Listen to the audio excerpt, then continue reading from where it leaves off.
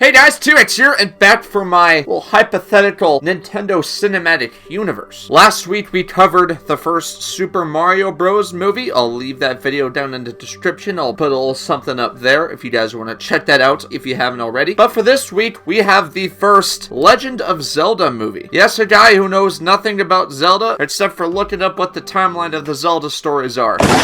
You'll love to see it. But I've whipped up here a bit of fire that I think you guys will enjoy. So I'm just saying this for every video I do, but spoilers, I'm talking about pretty much the whole story, talking about the characters, the setting, and important plot points, and post-credit scenes. And also, before I get started, I just want to say this right now. The order of which I tell this story is not necessarily the order the movie is going to be in. There's going to be two different stories going on within this movie right here. There's going to be the current storyline. That's like just like the present day and like this shared universe / multiverse. But then there's also the 100 years before storyline. Alright, so there's a current storyline, and then there's also a storyline that takes place 100 years in the past. So let me start off by introducing the characters. We got Link, Zelda, Ganondorf, King Rome, King Daphnis, Impa, Komali, Revali, Daruk, Rauru, Alphon, that's Link's uncle, Ariel, Link's grandmother, and Hylia. And the setting of this story will take place in Hyrule, Skyloft, Outset Island,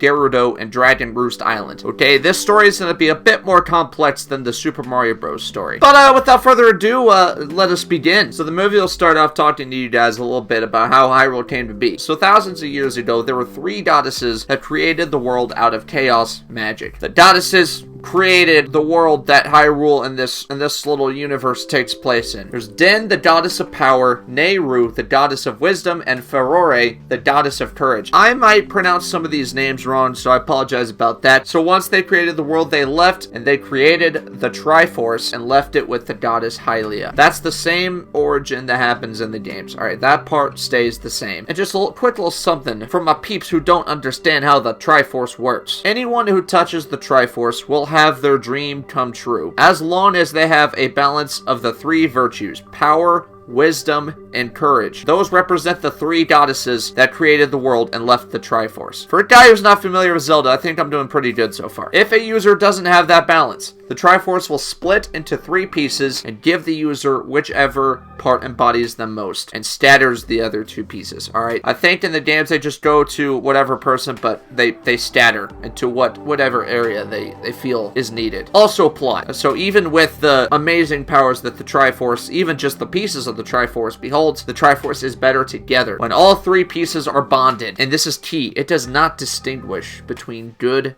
and evil. So far, it's pretty accurate to the games. Don't worry, we'll get our differences in here in a second. Why do you think I'm here? And so, it talks about the time that the goddess Hylia, who is in charge of the Triforce, fought the original Demon King, Demise. They fight a war over the Triforce, and this is when Hylia creates the Divine Beasts, and she uses them to defeat Demise's forces. For those of you guys who played the game, you guys might be like, I don't know if these guys appeared in whatever war this Hylia and Demise fought in. It's fine, it does here. Stop questioning me. And then after a while, Hylia and the people who are serving with her, they defeat Demise's forces, and he is put in a seal on a place called Skyloft, which is kind of like its own little land, which has like a village on it, in the sky. It's a floating place, alright? And she guards the seal with the Sheikah tribe. And so after thousands of years, kind of towards where our story is taking place, Hylia dies, but in doing so, she creates the Master Sword. The sword that seals the darkness and selects a champion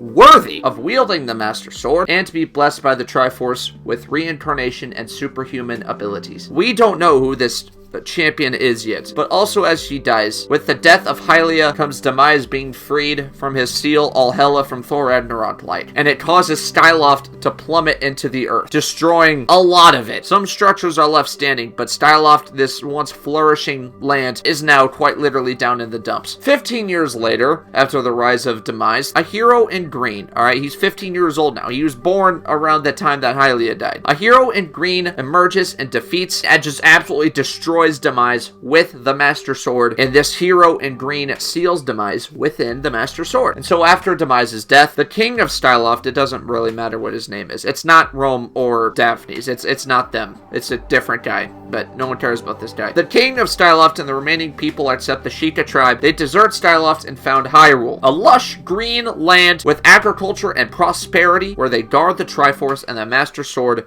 within the Light Temple that they have built there. And so this kind of created an era of chaos where many people learned of the Triforce and the Master Sword being guarded, and many assailants have attempted to steal this Triforce and the Master Sword, and it has created a bit of turmoil within Hyrule. And so now we are entering the 100 years before current timeline. The two storylines that are taking place, this storyline takes place 100 years before the current timeline. I'll let you guys know when we get to the current storyline. And so the poor people of Hyrule who live around the area of the Light Temple, they are upset at the lack of protection that the Triforce has, and they wish for more protection rather than just the local police force, which is kind of like a branch of the Hyrule military. And oftentimes it involves the people of the area. They want powerful sages that can combat these different assailants who are trying to steal the Triforce. And so eventually, after not really doing anything about it, it incites a civil war within Hyrule, and the people rally together with some neighboring settlements who feel the same way about the lack of protection that Hyrule has been providing for the Triforce and the Master Sword. And so these people, they try themselves to steal the Triforce to force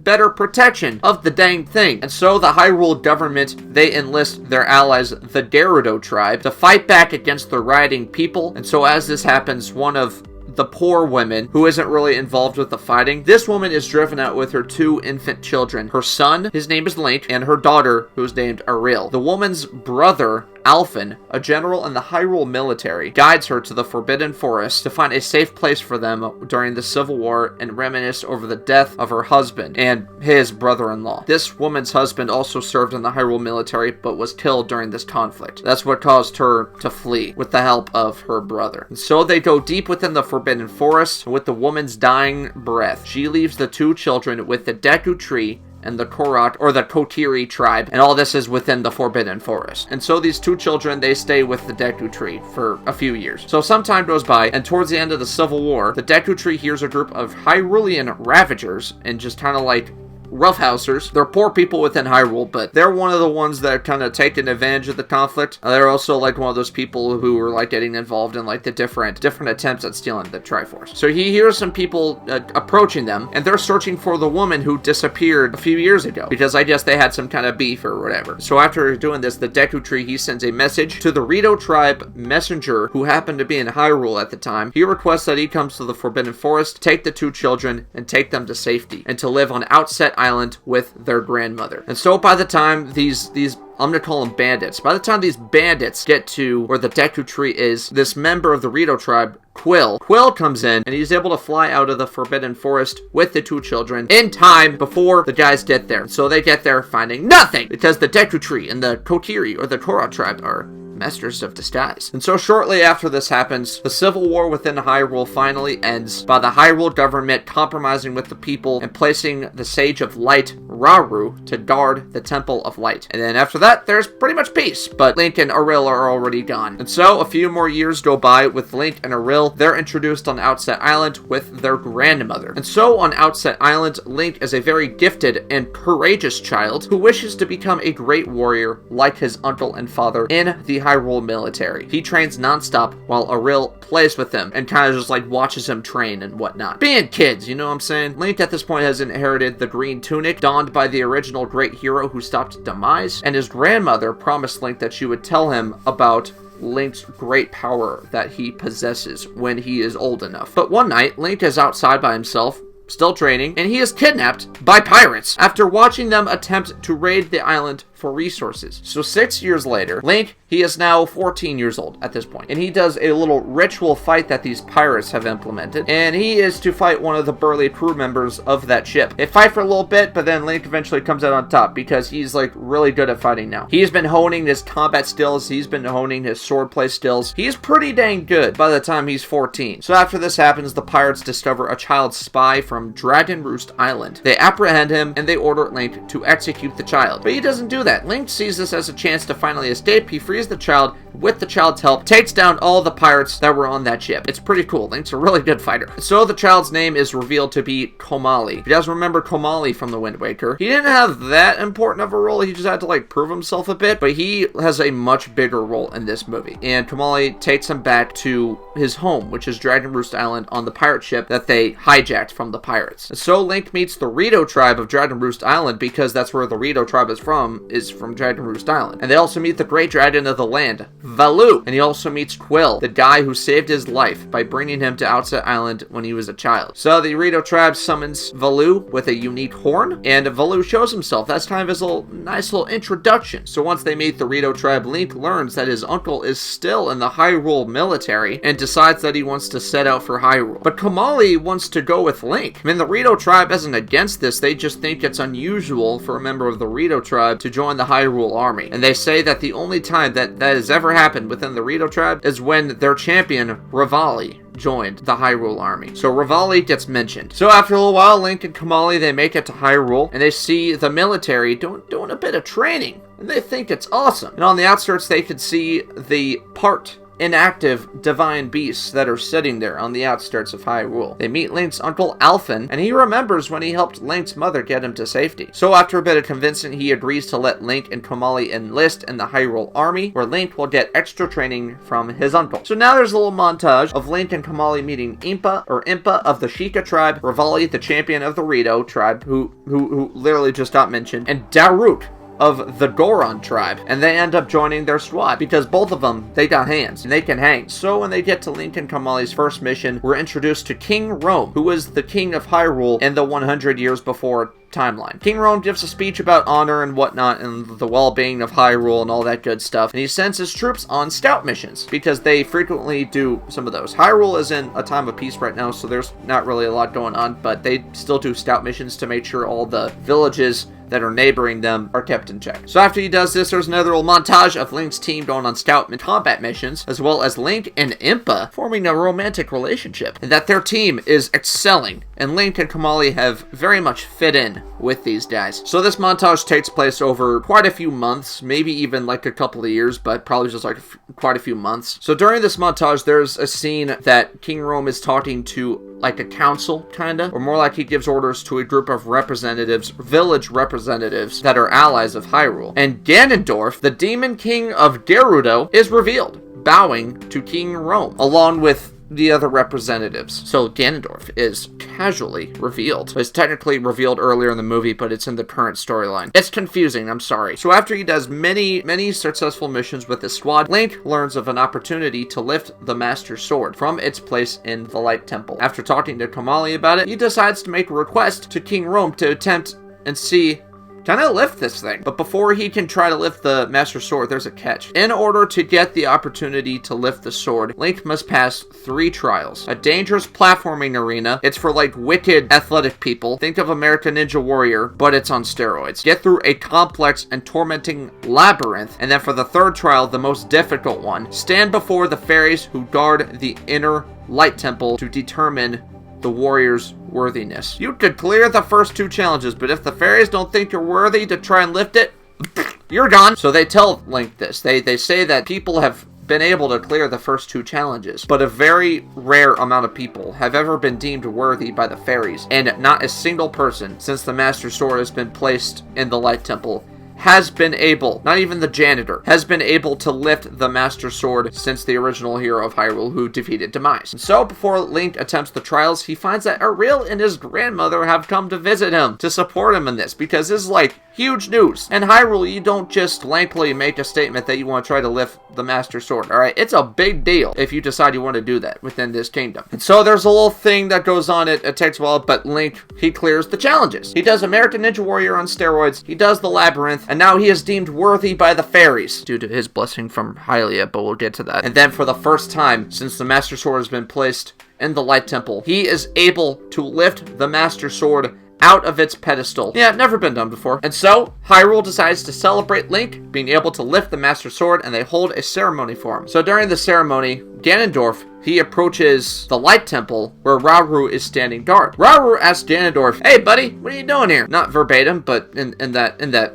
form of fashion, and Ganondorf threatens him to let him pass or die. Rauru refuses, and they fight, resulting in Rauru's death. The fairies attempt to stop Ganondorf, but Ganondorf has powerful dark magic that he uses to get past the fairies. Eventually, he reaches the Triforce, makes a wish, hoping to attain and use the Triforce's power, but there's a problem. Remember the three virtues I was talking about? Power, wisdom, and courage? He has too much power in proportion to wisdom and courage. He has a lot of power. He's very powerful. So as a result of this, the Triforce, it splits into three pieces, like I was talking to you guys about earlier in this video. And Ganondorf, he obtains the Triforce of Power. The whole kingdom of Hyrule hears it. It's kind of a big deal. And they stop the festival after seeing the Triforce of Wisdom fly away, kind of still in Hyrule, but then the Triforce of Courage just absolutely dipping. So that's what I meant by they scatter after one person attains a certain piece of the Triforce. And so, after this, King Rome, Link, Komali, Impa, Revali, and Daruk rush over to the Light Temple to expect the worst, and it's pretty much there. So King Rome finds the Triforce of Wisdom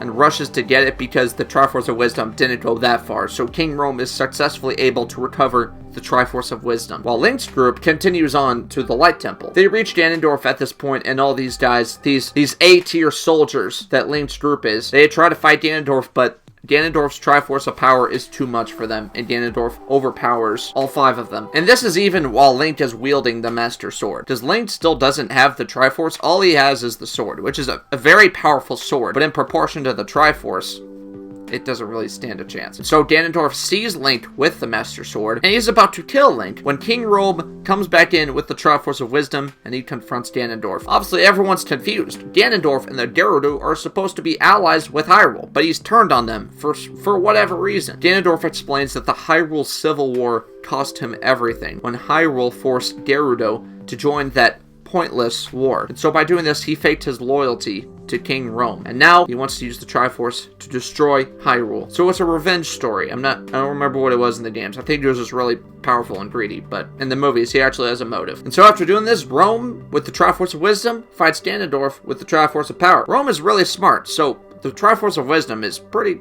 compatible with him. They fight for a while, and then after a while, King Rome takes the upper hand. He drives Ganondorf back to Gerudo. And so Hyrule, they're pretty pissed that the Triforce has been split into three pieces, and they also reminisced over the fact that the Triforce of Courage is lost. It practically disappeared. So after this, Link's group, they convince King Rome to let them search for the Triforce of Courage, while King Rome holds onto the Triforce of Wisdom. The group leaves Hyrule and searches the outskirts of Hyrule and finding, just kind of different villages. In Gerudo, Ganondorf approaches the graves of fallen Gerudo soldiers from the Hyrule Civil War and resurrects them as zombie troops and plans his invasion of Hyrule. I should say this right now in case you guys have any questions. Ganondorf and Demise in the games, they're the same being. In the movies, they're different people.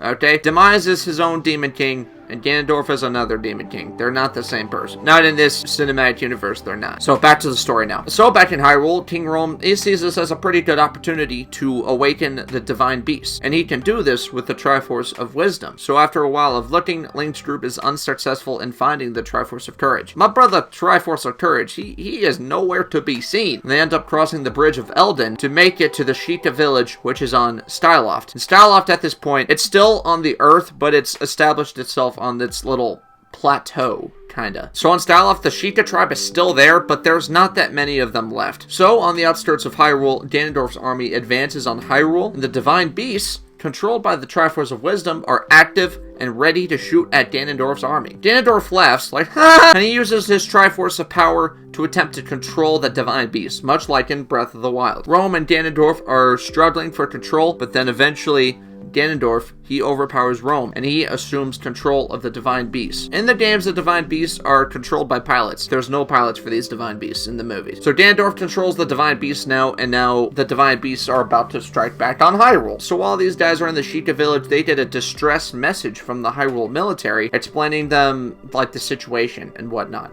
Ganondorf's army is here, and they're controlling the Divine Beasts. They're pissed off about not being able to find the Triforce of Courage, and they have to frantically figure out a plan to get back to Hyrule quickly. The Sheikah tribe lets Link use their Master Cycle Zero. If you're confused what that is, it's the motorcycle from Breath of the Wild. A legendary ancient motorcycle that is compatible with Link's Master Sword. The group rushes back to Hyrule, with Link leading them on the Master Cycle. They make it to the Bridge of Eldin, where several of Ganondorf's troops await them. It's a lot of people that Ganondorf is controlling. It's not like those handful of zombies that Hylia was controlling. It's like the whole freaking military that Ganondorf is controlling. So on the Bridge of Eldin, Link and his group, they're plowing through Ganondorf's forces. Link's doing some sick moves on the Master Cycle Zero combined with his little sword thing. He's doing a whole lot of this or whatnot. Boom, and then just kind of using the sword minus the hitting his own arm part. He is really good at fighting now. He's been training with his uncle, and he is just like really good at fighting and using his sword. So by doing this, they're able to make it near the entrance of Hyrule, where they finally see the divine beasts that are under Ganondorf's control. Ganondorf in the main castle has another confrontation with King Rome. They got major beef at this point, where they use their pieces of the Triforce to clash with each other. After a while,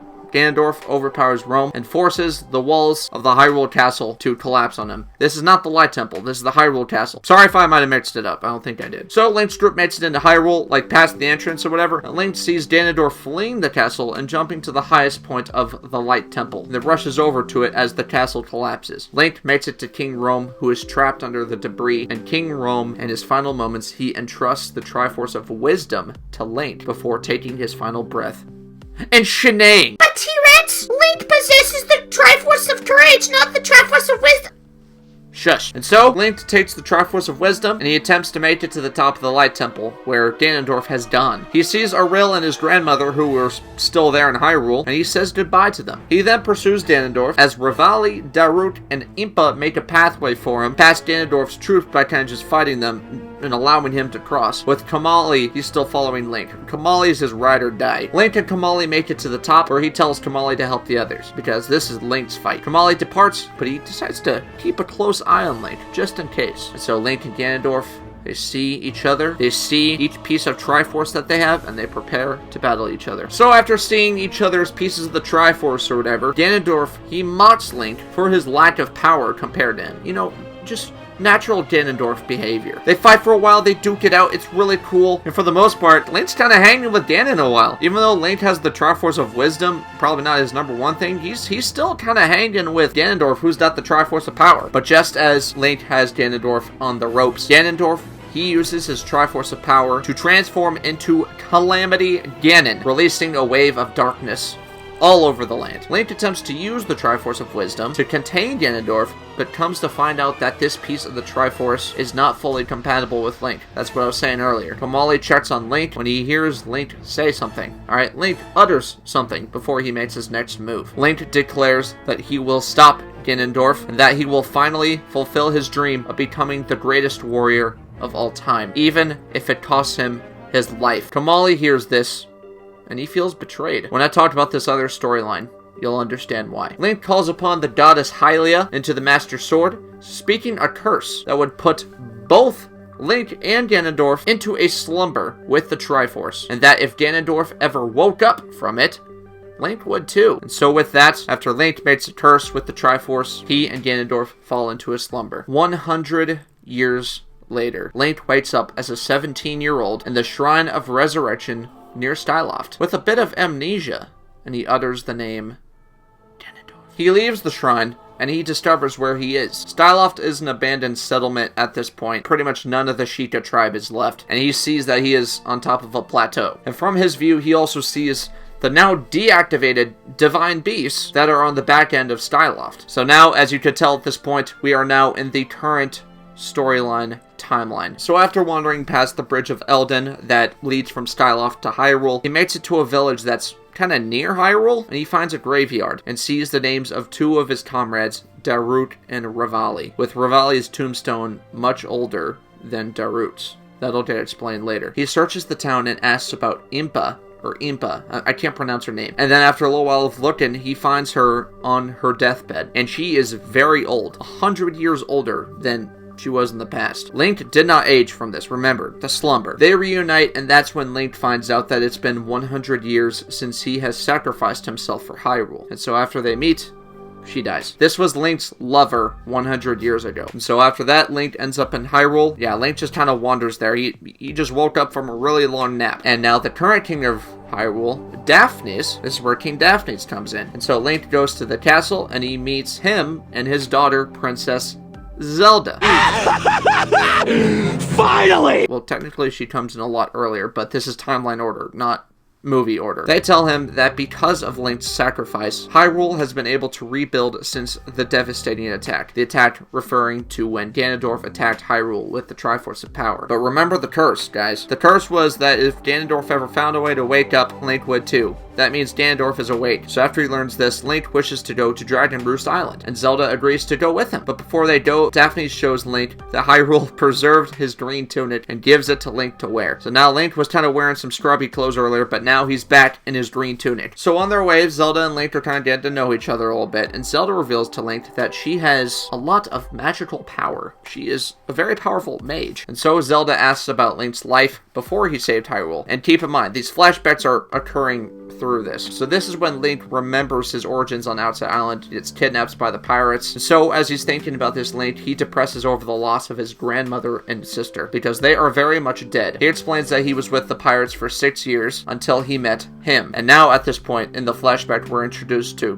Komali from the pirate ship. They're doing the ritual fight and whatnot. So after Komali is introduced in the flashbacks, Link and Zelda, in the current storyline, they reach Dragon Roost Island with Valoo still at the top. Valoo is still alive. He's an ancient beast. He's a very large dragon. And Valoo recognizes Link, and he comes down to greet them, as well as some of the other Rito tribe, because they're still around. Link asks Valoo if he knows of Komali's whereabouts, and a very old Komali approaches them. Komali is still alive, guys. After 100 years, he's still alive. So they reunite, but Komali, he's bitter towards Link. He's a very grumpy old man now. He was full of life in the 100 years before his storyline, but now he is nothing but bitterness towards his former comrade. But at this point, we don't know why, but in the past storyline, we'd see that later. But that's confusing. This is why I'm doing timeline order. And Komali reveals that Rivali was killed during Ganondorf's invasion. That's why Rivali's grave was much older, because he died on the same day that Link sacrificed himself, and then later Daruk died, which is why Daruk's gravestone was newer than Rivali's. So Komali decides to lecture Link about his sacrifice 100 years ago, and how even the most noble of sacrifices can come from selfish motives, which he strongly feels like Link did. Remember what Link was saying earlier about him fulfilling his dream as the greatest warrior? We'll get more into that later. And so Komali reluctantly joins Link and Zelda, because Link knows that Ganondorf is going to come back anytime soon. So Komali gets on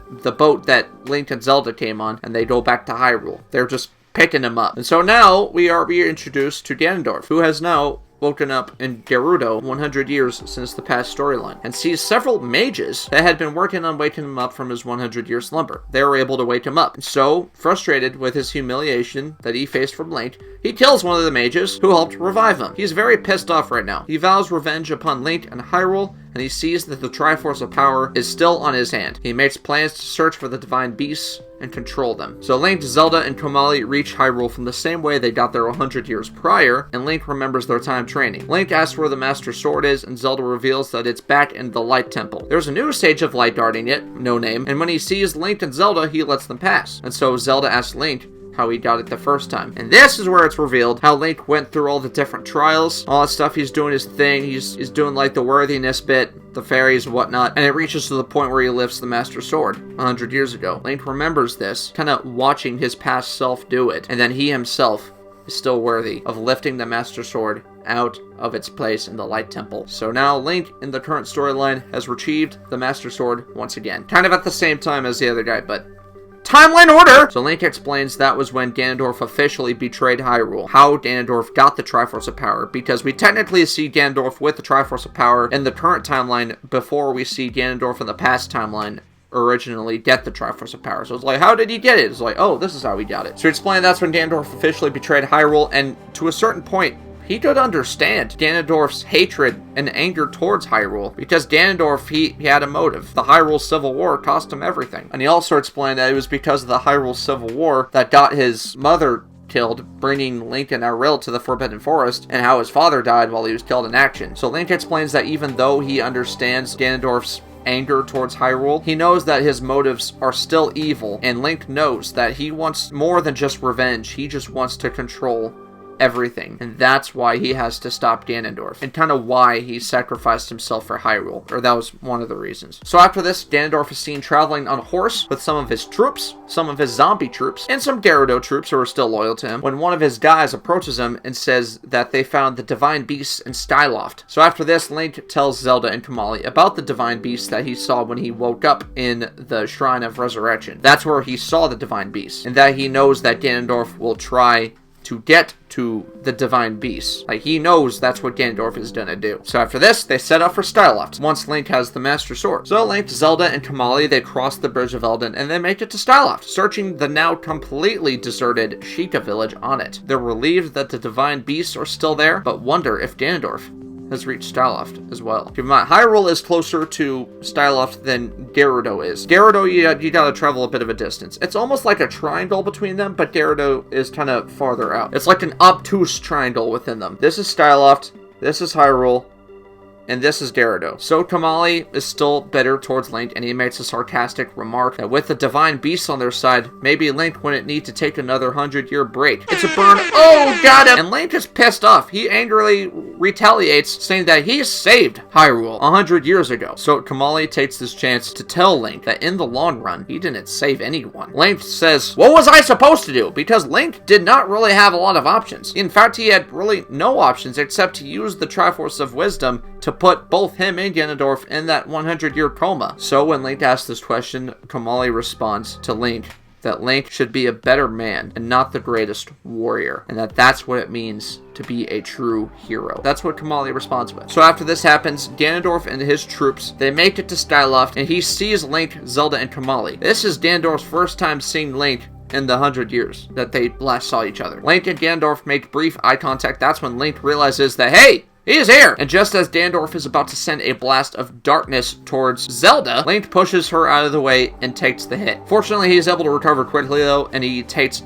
a nice little battle stance. And this is when Link and Ganondorf, they have their first confrontation for the first time in 100 years. But unfortunately, Ganondorf has them outnumbered, and his troops fully surround Link, Zelda, and Komali. So once Ganondorf's troops have them surrounded, Ganondorf forces Link to remember what happened 100 years ago. And this is when 100 years in the past, Link and Ganondorf have their confrontation, they fight, and this is when it's finally revealed why Link really sacrificed himself for Hyrule, and this is when we find out why Komali felt betrayed. Is because, yes, Link sacrificed himself for Hyrule, but pretty much only because he wanted to be remembered as the greatest warrior. That's why Komali felt betrayed. And this is when the 100 years before storyline is completed. So once Link remembers what happened 100 years ago, he's got his full memory back. Link depresses over the decision he made 100 years ago that cost him everything, and that Komali was right. And this is like what I just said. He sacrificed himself, but he had selfish intentions of being remembered as the best warrior Hyrule has ever had, rather than just simply being a good man who cares about people. So now this is where Link establishes a new mindset. And Ganondorf, he sends his troops to fight Link, Zelda, and Komali. Even though Komali is really old, he still has hands. So after he does this, Ganondorf steps away because he doesn't have time to deal with small money, and he begins to corrupt the divine beasts with his magic once again. So after that, Zelda hits everyone in her surroundings, including Link and Komali, with a powerful magic blast. Link and Komali are fine. And after this, she attempts to counter Ganondorf's corruption magic, revealing that Zelda now has the Triforce of Wisdom. We knew Zelda had a lot of magical power, but at this point, we did not know that Zelda had the Triforce of Wisdom. Link notices this, and he asks her about it, because I think anyone would. So in the struggle for power, Ganondorf trying to corrupt the divine beasts versus Zelda trying to counter Ganondorf's corruption magic, the divine beasts, they're conflicted about who to obey, because they got two sets of magic telling them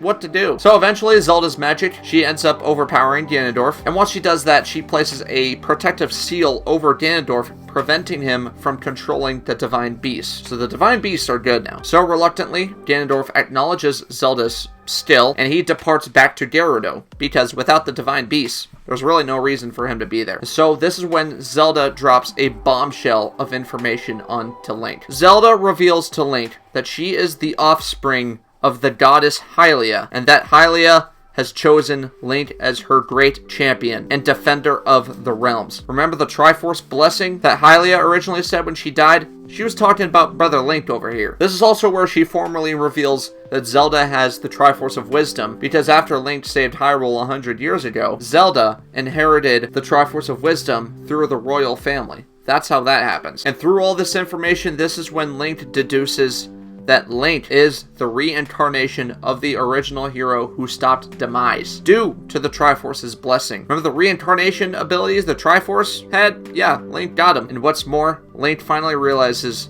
that this is what his grandmother wanted to tell him when he was old enough. So, a pissed off Ganondorf, he makes it back to Gerudo without the Divine Beast, and he summons even more of a zombified army. What's more, quite a few of them are actually undead monsters. Ganondorf has a tougher army now than he did 100 years ago to make up for his lack of divine beasts. And so there, Ganondorf makes plans to once again start his invasion of Hyrule. So after realizing that Ganondorf will definitely try to invade Hyrule again, Link, Zelda, and Komali, they need a plan to get back to Hyrule quickly, because they are in Styloft, but they need to get back there ASAP. So what Komali does is he gets out the same horn that the Rito tribe had on Dragon Roost Island, and he summons Valoo, because that's what that horn does. Valoo hears the signal of the horn, and he is cooking to Hyrule. So after a little bit, Valoo makes it to where Link, Zelda, and Komali are. They hop on his back, and they're off to Hyrule. And so while they're riding Valoo's back, the Divine Beasts are following them. So while they're riding Valoo's back, Link mentions to Zelda that he feels like history is repeating itself, because this is almost the same exact thing that happened 100 years ago. Link tells Zelda that they searched for the Triforce of Courage 100 years ago, but he and his group could not find it. That's what I mentioned earlier. But this gives Komali an idea. Komali asks Zelda if, because she is the offspring of the goddess Hylia, if she is able to locate the other pieces of the Triforce. Zelda's unsure of that because she's never done it before, but she realizes it's a good idea, so she decides to give it a try. After a moment of concentrating and kind of giving herself a bit of time to connect to Hylia's power, she learns that the Triforce of Courage is in, guess where? The Forbidden Forest. So, by learning this new information, before making it to Hyrule, they go to the Forbidden Forest, which is a little bit outside Hyrule. Kind of, you have to go out of your way to get there. They go there, they go into the Forbidden Forest, and they're reunited with the Deku Tree and the Karat, or the Kotiri tribe. This is the first time Link has seen these guys in a very long time. This is when the Deku Tree immediately recognizes Link as the baby he once protected, and they have a very warm, wholesome reunion. So once they're done exchanging greetings, Link and all of them, they look down kind of in front of the Deku Tree, and they see the Triforce of Courage in the exact spot that Link's mother placed Link when he was a baby. The exact spot. The Deku Tree reveals that he waited for Link to come find the Triforce of Courage after it came there 100 years ago, and that he feared sending out any Korok Seed messengers out to Hyrule just in case Ganondorf's troops were to apprehend the message. He didn't want to risk it. So once the Deku Tree is done explaining himself and how the Triforce of Courage got there, Zelda encourages Link to pick up the Triforce of Courage. And when he does, it bonds with Link in a more powerful way than even Ganondorf has bonded with the Triforce of Power. And it makes the Master Sword's blade finally light up for the first time, insinuating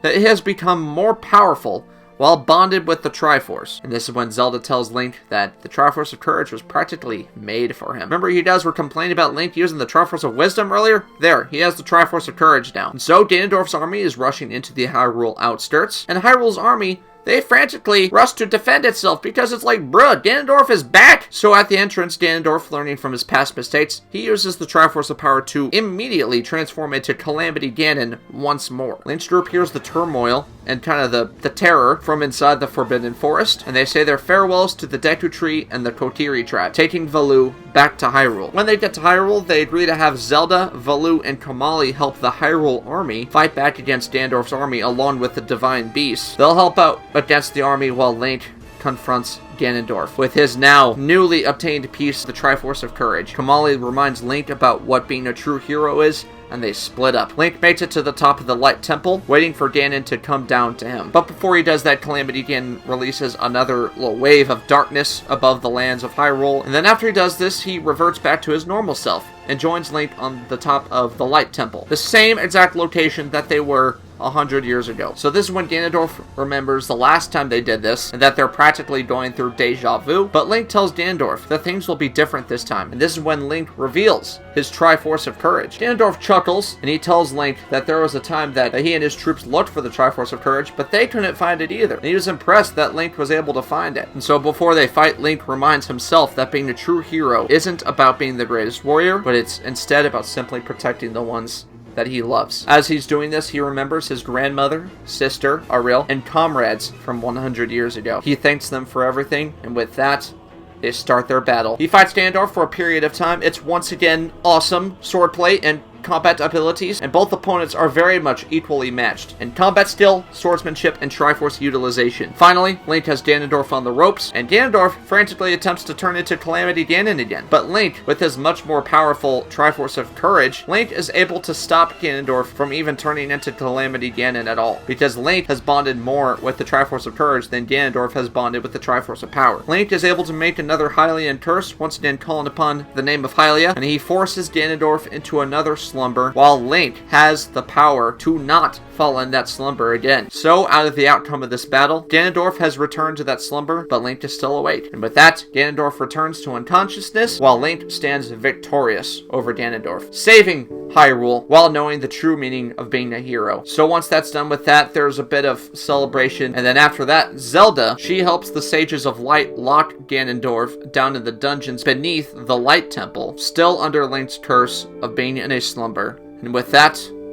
epilogue. Now for the post-credits. So in the post-credits scene, we are once again seeing Ganondorf in his slumber in the dungeons beneath Hyrule. But all of a sudden, there seems to be this strange form, this untraditional form of magic that wakes him up. When Ganondorf wakes up, there's a bluish aura around his head before disappearing. He looks ahead of him, and he sees the Master Hand. The Master Hand explains to him that the curse placed on Ganondorf is dang powerful, and that he could only awaken him temporarily with the subspace. Alright, this is the first time within these first two movies that we hear the word subspace. He explains that the Master Hand has the ability to manipulate subspace energy, and that there is a particle here. And so after a little bit of convincing, Ganondorf agrees to join the Master Hand in his hunt for the subspace. Ganondorf looks down at his hand like that, and he sees that he no longer has the Triforce of Power. So this leads to Zelda sitting on a hill, admiring the view of Hyrule. It's a sweet view. She's admiring the view, she's vibing, and she looks down at her hand. And now this is revealed that she possesses both the Triforce of Power and the Triforce of Wisdom, while Link still has the Triforce of Courage. She let him keep that part, because Zelda would be like too powerful or whatever if she had all three. So she let Link have the Triforce of Courage while she has the other two. So while she's sitting there, all of a sudden a subspace particle. You guys technically don't know the names of these things yet, but this is the first time seeing one. A subspace particle comes out of a portal in the sky, landing next to her. Keep in mind, this is like the same kind of portal that was in the Super Mario Bros. Movie in the video I posted last week. She examines the particle for a bit, and she uses her magic to kind of manipulate it, and she takes it back to the castle. While she researches it, the door busts open with Ganondorf and the Master Hand at the entrance. Caught very much off guard, Zelda attempts to use her Triforce power to defend herself, but the Master Hand uses his magic to overpower Zelda quickly, which is very alarming. While Ganondorf apprehends her, Ganondorf asks the Master Hand where they are going, and the Master Hand tells him to the place where the particles will align. And that's the end of the movie. Everyone, thank you so much for tuning in once again to another episode or another movie, the second installment of the Nintendo Cinematic Universe, thought of by me and inspired obviously from these games. Everyone, so like I said, I did go in timeline order, not in kind of movie order, because the current storyline and the 100 years before storyline, they're kind of going in together, so you find out why different things happen in the present because of things set in the past. But because it would be too confusing for me to explain both stories combined with each other, I just decided to go in timeline order. You guys will probably have some questions about this movie, probably more than you did than in the Super Mario Bros. Movie, so it might have been a little confusing. The Zelda story is confusing in general. The fact that I was able to archive a lot of this and learn all of this it was a doozy, but it's pretty interesting, and I'm happy I was able to have this story kind of coincide with this universe that I have planned for you guys. And the purpose of having the two stories kind of go along with each other is throughout the movie it's established that Link has saved Hyrule. He saved Hyrule 100 years ago, but that for some reason Komali was mad at him about it. And that we don't find out until towards the end of the movie why Link sacrificed himself. That even though Link was deemed a hero in Hyrule, Komali was the only one who saw through Link's BS. And that's why Komali told Link while they were on Dragon Roost Island that even the most noble sacrifices can come from selfish motives and ambitions. I'm having a good time so far talking about this. I'm glad you guys are enjoying this. Next week, we'll be talking about the first Metroid movie. That'll be next week, so you guys will have that to look forward to. I'm cooking up some heat for you guys for next week, and it's gonna get real juicy here in a second. So everyone, if you want to look at my fan cast I have for this movie, I do have myself as Link or Timothée Chalamet, because even though I'm just thinking of this thing, I want to be a part of it, you know? And so yeah, that'll end it here. I will see you guys in the next installment of this series, which again will be the first Metroid movie. If you guys enjoyed this video and you are enjoying this series so far, make sure you let me know what you thought and give this video some support. I appreciate it. So everyone, if you enjoyed this video, make sure you guys hit the like button normally and subscribe to join the herd. Become a VIP herd member today. And I'll see you guys in the next video. Bye!